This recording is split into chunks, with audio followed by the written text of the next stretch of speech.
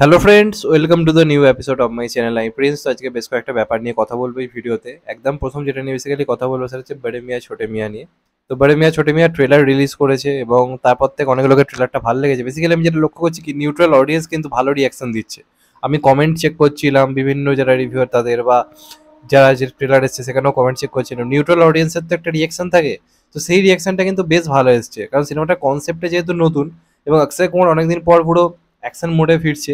তো স্বাভাবিকভাবে কিন্তু সিনেমাটা নিয়ে কিন্তু লোকের মধ্যে কিন্তু একটা আগ্রহ তৈরি হয়েছে এবং লোক কিন্তু সিনেমাটা নিয়ে অনেকটাই পজিটিভ কথা বলছে। এবার আমি দেখতে পাচ্ছি কিছু নির্দিষ্ট ফ্যান বেস থেকে একটা কথা খুব বলা হচ্ছে, BM7 এর নাকি হাইপই নেই, বিন্দুমাত্র কোনো হাইপ নেই। দেখো, আমি একটা কথা ডিফেন্ড করবো না যে আগের বছর কিসিকে ভাই কিসিকে জানে যে পরিমাণ হাইপ ছিল একটা মানে খাজা কাজ হওয়া সত্ত্বেও, সেখান থেকে তার এই BM7 যে লেভেলে হাইপ হওয়া উচিত সেই লেভেলের হাইপ না। কিন্তু তাই বলে হাইপ একদম নেই এই কথাটা কিন্তু ভুল। কালকে কিন্তু মানে পরশুদিন ট্রেলার আসার পর থেকে কিন্তু হাইপ যথেষ্ট কিন্তু এই ট্রেলার মানে সিনেমাটার কিন্তু বেড়েছে। এটা আমি একজন আকিয়ান হিসেবে বলছি না, একজন নিউট্রাল দর্শক হিসেবে কিন্তু এই কথাটা আমি বলছি।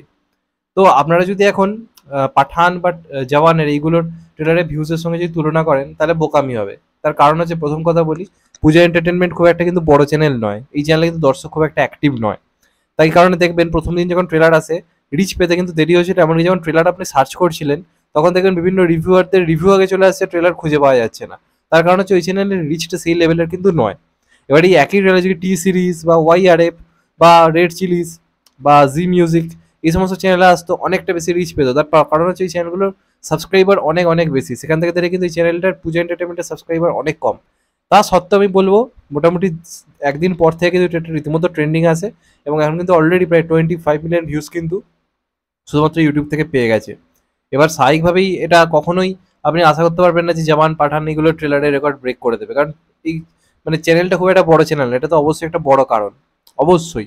আর সেকেন্ড যেটা কি, যে ভিউজটা হচ্ছে পুরোপুরি কিন্তু অর্গানিক ভিউজ, কারণ আপনারা ইউটিউবের অন্যান্য কোনো ভিডিও খুললে এর অ্যাড হিসেবে কিন্তু এই ট্রেলারটা দেখতে পাবেন না। মানে কি, এই ট্রেলারটা কোনোভাবে বুস্ট করা হয়নি, একদম অর্গানিক ওয়েতে বাড়ছে, যেটা বাড়ছে একদম অর্গানিক, যেটুকু বেড়েছে অর্গানিক। দেখুন, একটা ট্রেলারকে 18 মিলিয়ন থেকে 68 মিলিয়ন করে দেওয়াই যেতে পারে, কিন্তু সেই যে 55 মিলিয়ন যে এক্সট্রা দর্শক দেওয়া হলো তারা যদি হলেই না যায় তো লাভটা কি হবে?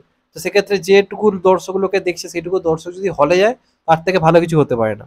আর হাইপ নেই এই কথাটা ভুল। তার কারণ হচ্ছে ট্রেলার আসার পর থেকে এই যে মানে সিনেমাটার রীতিমতো মানে বুক মাই শোয়ে ট্রেন্ডিং এ এসছে। অলরেডি 56,000 প্লাস ইন্টারেস্ট হয়ে গেছে, যেটা ট্রেলার আসার আগে ছিল মাত্র 39,000। তো মাত্র 1 থেকে 24 ঘন্টার মধ্যে কিন্তু 17,000 লোকে ইন্টারেস্ট দিয়েছে। এবং অলরেডি কলকাতার মতো জায়গায় যেখানে অক্ষয় কুমার ফ্যান বেস তুলনামূলকভাবে কম, সেখানেও কিন্তু নাম্বার 2 এ কিন্তু ট্রেন্ডিং করছিল। তো এটা ভুল কথা যে এই সিনেমাটা কোনো হাইপ নেই, যথেষ্ট হাইপ রয়েছে। একটা শাহরুখ খান 4-5 বছর পর কামব্যাক করেছিল, তো তার সিনেমার যে হাইপ থাকবে সেখানে স্বাভাবিকভাবে অক্ষয় টাইগারের যেহেতু একটা খারাপ পেজ যাচ্ছে সেই হাইপটা পাওয়া মুশকিল রয়েছে। কিন্তু এটুকু আমি শিওর আপনাদের গ্যারেন্টি দিচ্ছি, এটা কিন্তু ভালো ওপেনিং নেবে, এই সিনেমাটা কিন্তু ওপেনিং ভালো হবে। এবার সবটাই ডিপেন্ড করছে কিন্তু সিনেমাটার মানে কি কিরম হয়েছে তার ওপর। সিনেমা যদি ভালো হয় তাহলে লং রানে ভালো চলবে, সিনেমা যদি খারাপ হয় ঈদের কটা দিন ভালো চলবে, তারপর কি হয়ে যাবে। কিন্তু এইবারে হাইপ নেই এই কথাটা কিন্তু ভুল, যথেষ্ট হাইপ রয়েছে অক্ষয় কুমারের প্রিভিয়াস সিনেমাগুলোর থেকে, তো অনেক অনেক বেশি হাইপ। যাই হোক, এটা আমি আমার বক্তব্য বললাম, তোমাদের এটা নিয়ে কি মতামত কিন্তু অবশ্যই কিন্তু কমেন্ট করে জানিও। এরপর যেটা নিয়ে বেসিক্যালি কথা বলবো সেটা হচ্ছে ক্রিস 4 নিয়ে। ক্রিস 4 সংক্রান্ত একটা বড় আপডেট সামনে এসেছে। এমনিতে তোমাদেরকে আমি বলেছিলাম যে ভিলেনে চমক থাকতে পারে, সাউথের কোনো বড় হিরোকে ভিলেন হিসেবে নেওয়া হতে পারে, এমনকি জাদুকেও এখানে কিন্তু মানে ক্রিস কি এক প্রকার ভিলেন বানিয়ে দেওয়া হতে পারে। জাদু ভার্সেস ক্রিস এরকম একটা গল্প কিন্তু ভাবা হয়েছে। তো এবার যেটা জানা যাচ্ছে এই সিনেমার কিন্তু গল্পটা মানে স্ক্রিপ্টটা লক হয়ে যাচ্ছে গরমের যে মানে গরমের যে ছুটিটা আর কি, তখন এই সিনেমাটা পুরো স্ক্রিপ্ট আর কি লক হয়ে যাবে।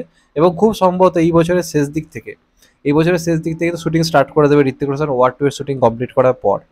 তো ওয়ার 2 এর পর ঋত্বিকের কিন্তু এটাই সিনেমা আসতে চলেছে এবং ওয়ার 2 তুমি শিওর বিরাট একটা সাকসেস পাবে।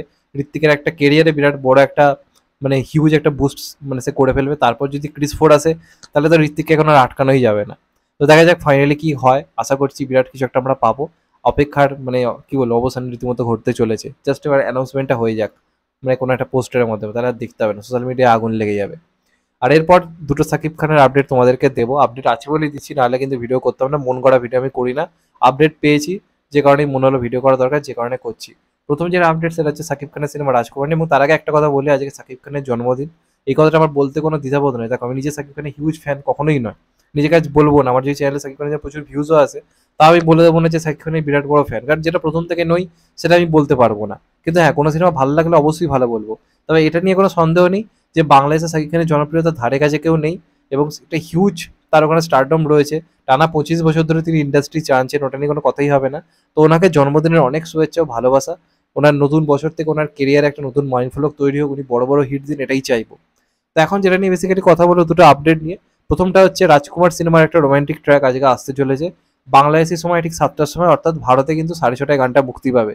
ভার্সেটাইল মিডিয়া বলে একটা ইউটিউব চ্যানেলও রয়েছে, সেখানে সন্ধ্যে 6:30 থেকে ভারতীয় টাইমে আমরা গানটা দেখতে পাবো, আর বাংলাদেশে ঠিক 7টার সময় রিলিজ করছে।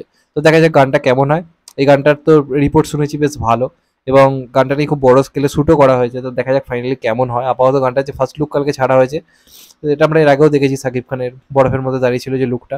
এবার দেখা যাক গানটা কেমন হয়। ও প্রিয়তমা গানটা সাকিব খানের বিরাট বড় একটা হিট গান ছিল, এই মানে এপার বাংলাতেও গানটা সুপারহিট ছিল। তো এবার দেখা যাক সেই গানটাকে ছাপিয়ে যেতে পারে কিনা। আর লাস্ট যেটা নিয়ে কথা বলবো, কালকে তো সাকিব খানের তুফানের নতুন পোস্টার বেরিয়েছিল, এবং তার সঙ্গে সঙ্গে রাত্রিরেই একদম 12টার সময় সাকিব খানের জন্মদিন উপলক্ষে নতুন একটা পোস্টার লঞ্চ করা হয়েছে, নতুন একটা লুক।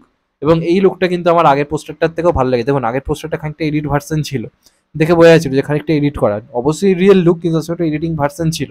এই যে লুকটা ছাড়া হয়েছে কাল রাত্রিরে, এটা কিন্তু একদম রিয়েল, মানে রিয়েল যেটা শ্যুট হয়েছে সেটাই মানে আপলোড করা হয়েছে, এবং সেখানে কিন্তু সাকিব খানকে আমার আরও ভালো লাগছে। কালকের পোস্টারটা সাকিব খানকে দেখতে ভালো লেগেছিল, কিন্তু এই পোস্টারটায় ওই যে চরিত্রটা, গ্যাংস্টার চরিত্র দেখে যেরকম লুক দিচ্ছে, দেখে কিন্তু মনে হচ্ছে বেশ সানকি টাইপের একটা চরিত্র, একটা সাইকো সাইকো ব্যাপার কিন্তু চরিত্রটার মধ্যে রয়েছে। এবং সাকিব খান কিন্তু দেখতে দারুণ লাগছে, মানে যেরকম এক্সপ্রেশন দিয়েছে যারা প্রশ্ন তোলে সাকিব খানের অভিনয় নিয়ে, আমি এটুকুই বলতে চাই, ভালো পরিচালক পেলে যে কেউ ভালো অভিনয় করে দিতে পারে। খালি পরিচালকের কতটা ক্ষমতা রয়েছে একজনের থেকে অভিনয় বার করে আনা, সেটাই হচ্ছে আসল।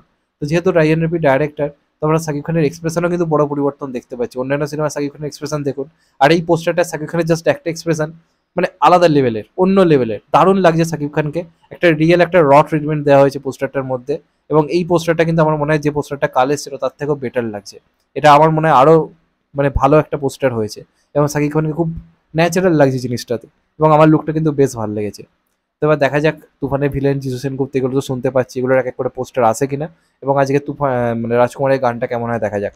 তো এগুলোই ছিল বেসিক্যালি আজকের আপডেট। চ্যানেলটা নতুন হলে চ্যানেলটাকে সাবস্ক্রাইব করে দিও, অ্যান্ড কেটে দেবে লাইকন। ভালো থেকো সবাই, টেক কেয়ার, নমস্কার, আবার দেখা হবে। এখন তো ভাই সবাই ভালো থেকো, সুস্থ থেকো, নমস্কার, টেক কেয়ার, আবার দেখা হবে। এখন তো ভাই সবাই ভালো থেকো, সুস্থ থেকো, নমস্কার।